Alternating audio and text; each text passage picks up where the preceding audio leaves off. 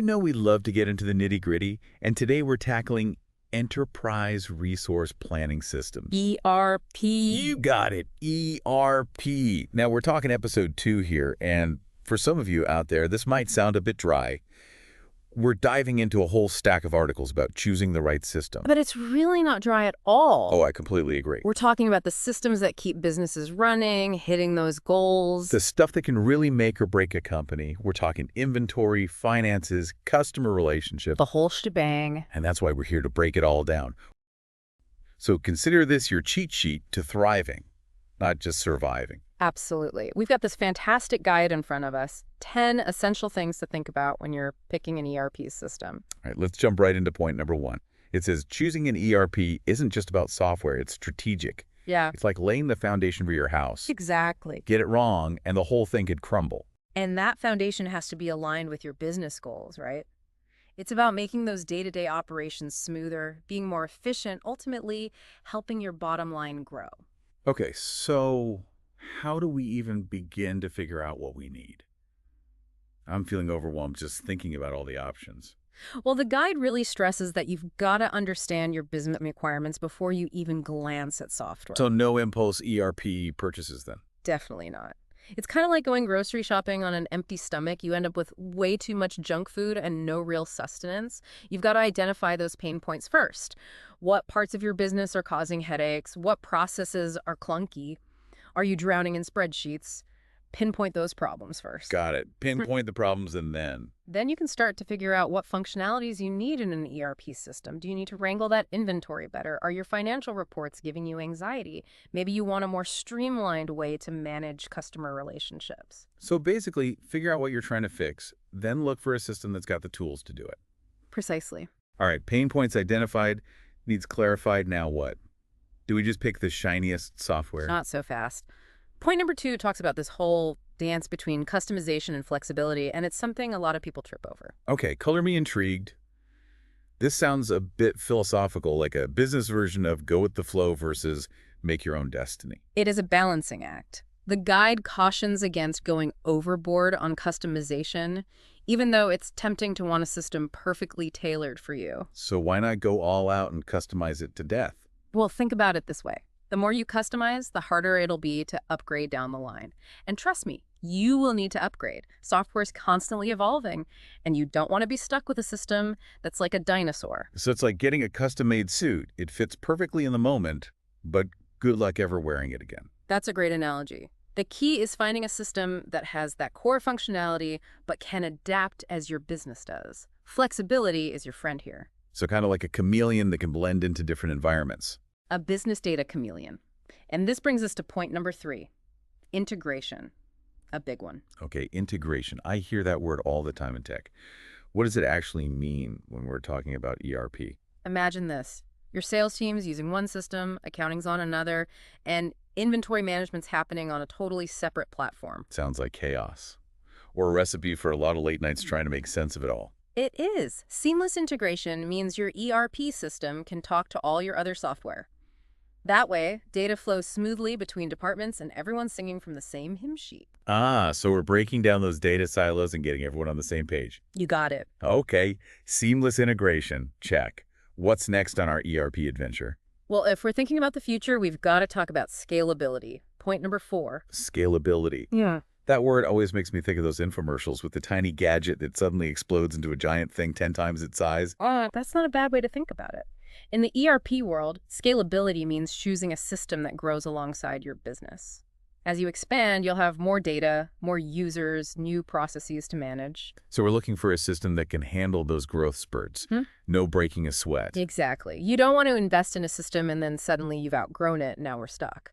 It can't handle the data, it can't handle the users. Major headache, yeah. Exactly. Choosing a scalable system from the get-go means you won't have to rip and replace everything later on. Okay, scalability makes sense. How can we actually tell if a system is scalable? That's a great question, and we'll dig into that a little later when we talk about vendors. But for now, just remember, scalability is all about future-proofing. Got it. Future-proofing is key. So we've talked about strategic alignment, customization versus flexibility, integration, and scalability. Are we ready to start shopping for ERP systems yet? Almost.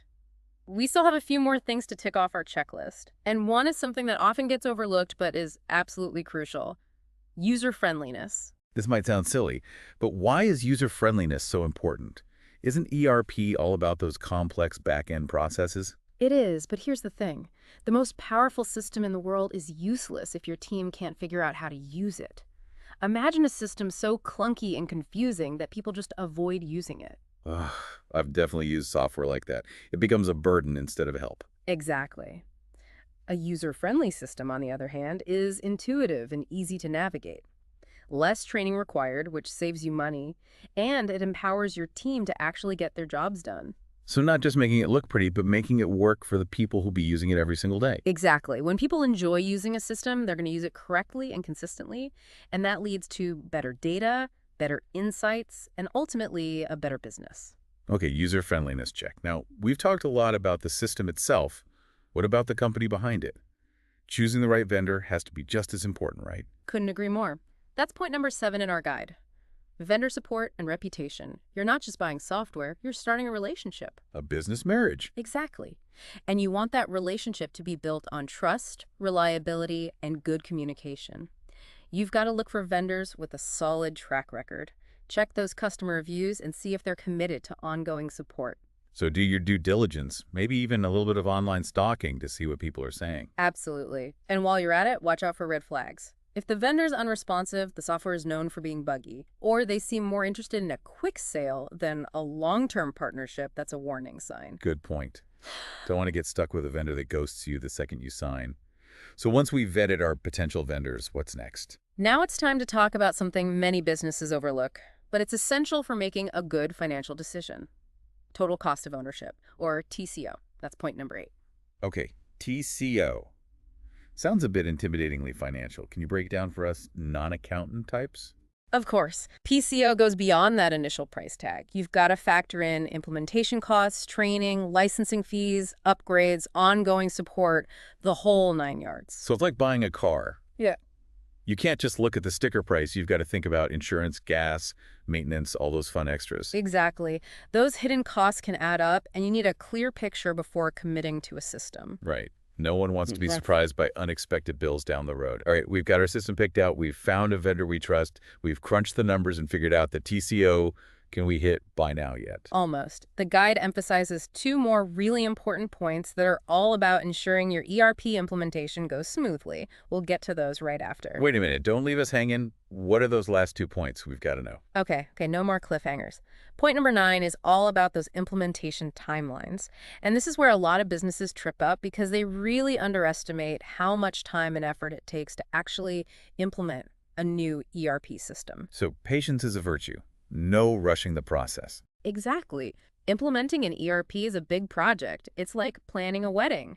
You can't just show up at the venue on the big day and expect everything to magically fall into place. True. Lots of moving parts. You've got to migrate data, configure settings, train users, test everything.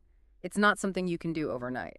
You need to plan carefully, set realistic deadlines, and be prepared for a few bumps in the road. Okay, so patience and planning are key. And what about the 10th and final point? What pearl of wisdom does the guide leave us with? Well, this last point is arguably the most important one, especially in today's world: security and compliance. Okay, security and compliance. Sounds a bit daunting, but I can see why it would be critical for a system that handles so much sensitive information. Absolutely. Think of an ERP system like Fort Knox for your business data. It's got everything from financial records to customer details to proprietary processes. A security breach could be disastrous, not just for your bottom line, but also for your reputation. So we're aiming for Fort Knox level security with our ERP. No compromises. Exactly. And that's what we'll pick up next time. We'll dive into the nitty-gritty of security and compliance and how to make sure your ERP system is as secure as it can be. Sounds good. Until next time, folks.